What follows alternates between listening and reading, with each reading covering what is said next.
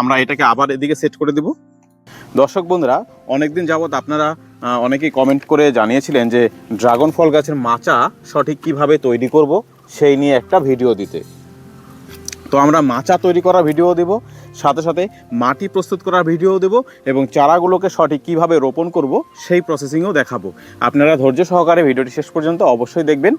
খুব সুন্দরভাবে আমরা দেখুন এই যে প্লাস্টিকের যে পিভিসি পাইপ, এই পাইপ দ্বারা এই সেটআপটাকে তৈরি করব এবং এর প্রতি কত খরচ হবে সব কিছু তুলে ধরবো। প্রথমেই বলি, এই পাইপটা হচ্ছে 1 ইঞ্চি পাইপ, একটু শক্তিশালী পিভিসি পাইপ আপনারা নেবেন 1 ইঞ্চি। আমি হাইট নিয়েছি 3 ফিট। এই যেরকম 3 ফিটের 4টি আমাদের স্তম্ভ লাগবে, মানে খুঁটি লাগবে 4টি। তারপর আমাদের এই রকম টি লাগবে 4খানা। এই টি দেবো এই কারণেই, কারণ এই দিক দিয়ে আমাদের একটা ডাব লাগবে আর এই পাশে আর একটা ডাব লাগবে এর জন্য। তারপর আমাদের এই রকম সাইজের লাগবে 2টি, এই যে এই পাশে একটি এবং সামনের পাশে একটি। এর দৈর্ঘ্য নিয়েছি আমরা 18.5 ইঞ্চি, আর এই সাইড বরাবর যেটা নিব সেটা হচ্ছে 11.5 ইঞ্চি। তো আমরা এই মাপগুলো, এটাও 2টো লাগবে, এই পাশে একটা এবং ওই পাশে একটা। আর এই অ্যাঙ্গেলগুলো লাগবে 4খানা। এই অ্যাঙ্গেলটার কাজ কি? এটাকে ঘুরিয়ে দেওয়ার জন্য, কারণ সোজাভাবে তো টি ঘুরতে পারবে না, তখন আমাদের এই অ্যাঙ্গেলের প্রয়োজন হবে। আর এইরকম 1.25 ইঞ্চি পরিমাণ 4টে টুকরো লাগবে। তার কারণ হচ্ছে আমরা এই অ্যাঙ্গেল থেকে যে এই টিটাকে জয়েন করব, সরাসরি তো এটা তো আঠা দিয়ে লাগানো যাবে না, এখানে আমাদের দুই পাশে এরকম ভাবে ভিতরে প্রবেশ করে দিতে হবে। তো আমরা একটু প্রসেসিং আপনাদের দেখিয়ে দিচ্ছি। এই যে এই বরাবর যদি এটাকে দাঁড় করাই, আরেকটা টি আমরা তৈরি করে নিব। এর জন্য আমাদের যে প্লাস্টিকের আঠা হয়, সেই আঠা আমরা নিয়ে নিয়েছি।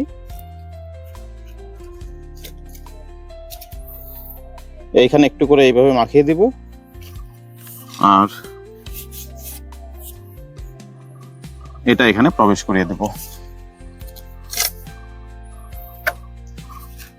এই দুই পাশের আমাদের টি প্রস্তুত হয়ে গেল। এটারও এই পাশে এরকম ভাবে আঠা দিয়ে দেব, তারপর এটাকে প্রবেশ করাতে হবে। আর এই উল্টো পাশের জন্য এটা প্রবেশ করাবো। তো এখানেও আমাদের প্রয়োজন আঠা।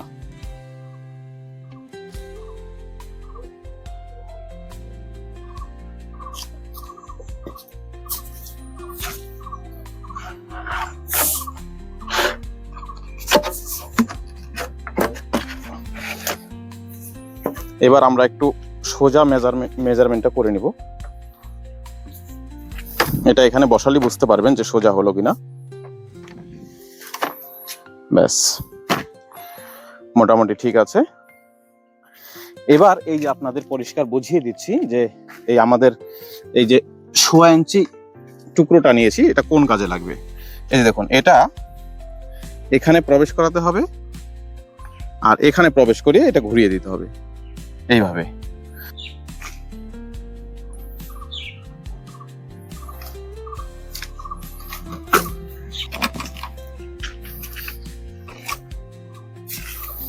এই যেটাকে এখানে ঢোকাতে হবে। এই দুই পাশে আমরা আঠা দিয়ে নিব।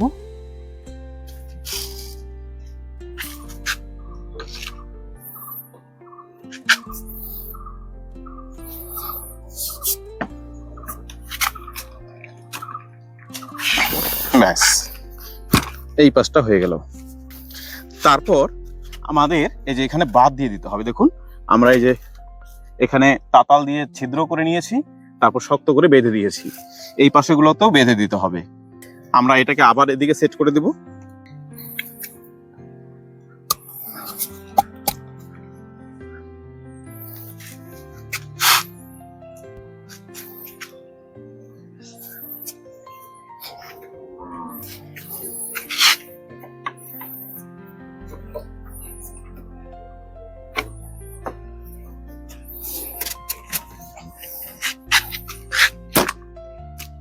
ব্যাস, দেখুন আমাদের সেটআপ কিন্তু তৈরি। শুধু খুব মজবুত হয়েছে। দেখুন কিরকম মজবুত হয়েছে, একবার দেখুন। কোনো নড়াচড়া করবে না, একদম মাটি বরাবর। তো এটা একদম আরো একদম টাইট হয়ে আসবে। আর এর হাইট রেখেছি আমি 3 ফিট। আর আপনারা এর থেকে বেশি বড় করবেন না, কারণ ছাদ বাগানের ক্ষেত্রে এর থেকে বেশি উঁচু করলে পরে ঝড় বাতাসের সময় এগুলো সব উল্টে পড়ে যেতে পারে। তাই হাইট 3 ফিট একদম যথেষ্ট পারফেক্ট হাইট। এবার আপনাদের বলে দিই খরচ কত পড়েছে। আমার এই পিভিসি এই পাইপগুলো নিয়েছে 10 ফিট 170 টাকা করে। টোটাল আমার এখানে খরচ পড়েছে মোটামুটি আঠা এই সমস্ত দিয়ে 500 টাকা খরচ পড়েছে, কারণ এখন প্লাস্টিকের অনেকটাই দাম বেড়ে গিয়েছে। আপনাদের যদি মনে হয় আরেকটু খরচ কমাবেন, তাহলে এই পিভিসি পাইপটা আরেকটু সস্তায় পাওয়া যায়, 130 থেকে 40 টাকারও একটা পাওয়া যায়, সেটা হয়তো একটু লাস্টিং কম দেবে। আর এই পিভিসি পাইপটা অনেকদিন লাস্টিং দেয়, কারণ এর আগে আমি যেটা তৈরি করেছি মোটামুটি 3 বছর পার হয়ে গিয়েছে, প্লাস্টিকের কিচ্ছু হয়নি এখনো। তাই আমার মনে হচ্ছে এরকম ভাবে সেট আপ তৈরি করলে 8-10 বছর অনায়াসে চলে যাবে। তো দেখুন এবার আমরা মাটি প্রস্তুত করব। এই হচ্ছে আমার লেমন ইয়েলোর দুটো চারা, আমি নিজের জন্য তৈরি করেছি। আমার নিজের চারা দেখুন, একদম সরু ডাল থেকে কিন্তু চারা তৈরি করেছি। অনেকে এগুলো ভয় পান, কিচ্ছু করার নেই, ভয় পাবেন না। গাছ যদি অরিজিনাল হয়, আর লেমন ইয়েলো এমনিতেও সরু হয়। আমার এই যে লেমন ইয়েলোর মাদার প্লান্ট আপনারা দেখেছেন, এর ডালে যে দেখুন, এই যে এখানে ফল হয়েছিল, এই যে ডালে, এই যেগুলো ডালে ফল হয়েছিল, লেমন ইয়েলো ডাল চিকনি হয়। তো আমরা মাটি প্রস্তুত করে নিব। মাটির মধ্যে এত বেশি উপাদান নেওয়ার প্রয়োজন নেই। আমি তো বলবো আপনি ছাদ বাগানে চাষ করবেন, মাটির সাথে শুধুমাত্র নেবেন গোবর সার, মোটামুটি 40% গোবর সার নেবেন। এরকম পুরনো, দেখুন একদম পুরনো গোবর সার ঝুরঝুরে করে নিয়েছি। এর মধ্যে কোনো কাঁচা গোবর সার নেই। কাঁচা গোবর সার থাকলে গাছের মধ্যে ফাঙ্গাস লাগতে পারে। সাথে আমি একটু এপসম সল্ট নিব। এপসম সল্ট, এই যে ম্যাগনেসিয়াম সালফেট, একটা টবের জন্য এতটুকু যথেষ্ট, আমরা নিয়ে নিচ্ছি। আর নিব হচ্ছে নিমখোল। নিমখোল আমি নিয়ে এসেছি। নিমখোল দেওয়ার কারণ হচ্ছে মাটির মধ্যে কোনো পোকামাকড় হবে না। আর পোকামাকড় এই ছোট চারার মধ্যে হয়ে গেলে শিকড় নষ্ট করে দিতে পারে, যেরকম উই পোকা যদি বাসা বাঁধে গাছ মারা যেতে পারে। তো আমরা নিমখোল 2 মুঠো পরিমাণ নিব।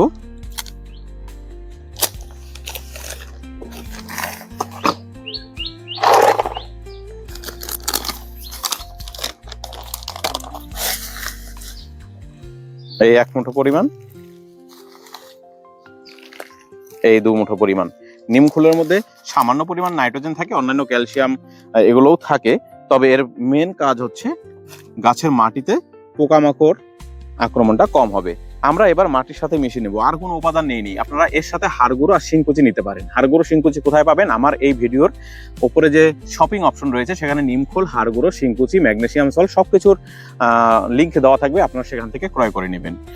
চলুন এর সাথে মাটি মিশিয়ে নিচ্ছি। এখানে যদি আমি 40% মতো গোবর ধরি, তাহলে আমরা নিব আর বাকি 60% মাটি। এবার 60% মাটির মধ্যে আমি কিন্তু আগে থাকতে দেখুন ধানের তুষ মিশিয়ে নিয়েছি। আপনারা যদি খেয়াল করেন, এই যে দেখুন এখানে ধানের তুষ আছে। এই যে ধানের তুষ দিয়ে এই মাটি আমার আগেই প্রস্তুত করা ছিল। আপনারা মাটি যাতে ঝুরঝুরে থাকে তার জন্য ধানের তুষ নেবেন, এতে সস্তায় হয়ে যায়। আর যদি আপনার কাছে ধানের তুষ না থাকে, কোকোপিট যারা ব্যবহার করেন তারা কোকোপিট ব্যবহার করবেন।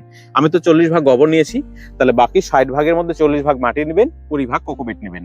আমি 20 ভাগ নিয়েছি ধানের তুষ, আমার কম খরচে এটাই সবচেয়ে ভালো। মাটিগুলো দেখুন একদম ঝুরঝুরে।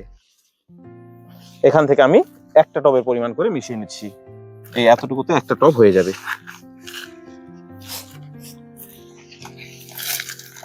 দেখুন মাটিগুলো দেখলেই বুঝতে পারবেন এই মাটিতে কখনোই চাপ ধরবে না। আর গাছের চারা যেহেতু ছোট, আমি তো বলবো প্রথমে আপনারা প্রাথমিক অবস্থায় রাসায়নিক সার দিবেন না মাটির সাথে, শুধুমাত্র জৈব সার দিয়ে রোপণ করুন। ম্যাগনেসিয়াম সল্ট দিলাম, এটা গাছের ক্লোরোফিল ভালো রাখবে। এর সাথে শুধু আর একটা উপাদান নিব আমরা, সেটা হচ্ছে হিউমিক অ্যাসিড। হিউমিক অ্যাসিড গোটা মাটির মধ্যে আমি দিলাম না, আমি শুধুমাত্র চারা গোড়ায় অল্প করে দিয়ে দিব, 1 চামচের পরিমাণ করে।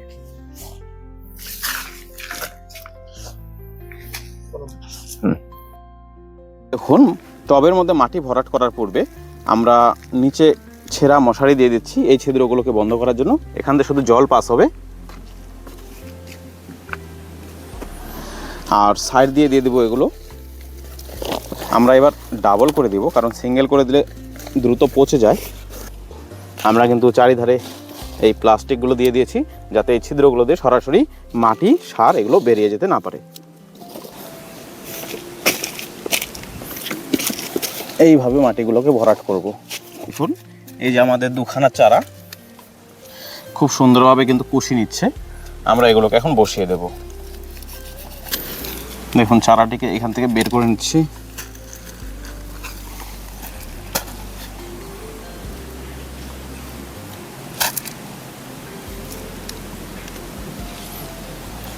আর বেশি একটা মাটি দেওয়া যাবে না গোড়ায়, তাহলে কি হবে বলুন তো, এই গোড়ার থেকে পচন ধরে যাবে।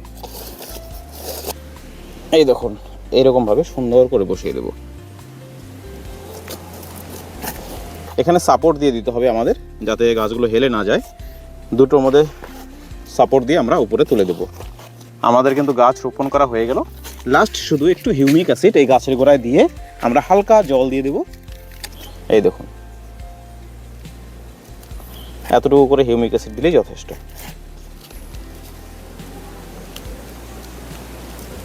খুব সুন্দরভাবে সেট আপ তৈরি করে আমাদের কিন্তু ড্রাগন গাছ রোপণ করা হয়ে গেল।